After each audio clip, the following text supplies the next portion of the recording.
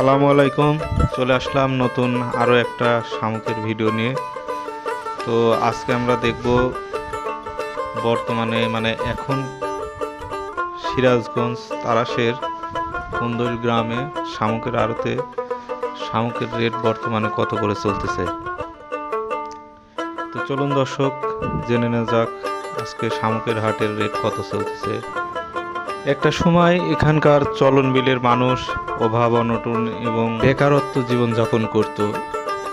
তো আজ থেকে 5-6 বছর আগে এখানে শামুকের হাট বসে এবং এখানে প্রতিনিয়ত এই এলাকার যারা মাঝি আছে এই চলন বিল থেকে শামুক সংগ্রহ করে জেলেরা বিভিন্ন এখানে ক্ষুদ্র যারা ব্যবসায়ী আছে বিভিন্ন ক্ষুদ্র মাঝারি উদ্যোক্তা তাদের কাছে শামুকগুলো বিক্রি করে থাকে এবং পাশাপাশি এখানে এই চলন বিলে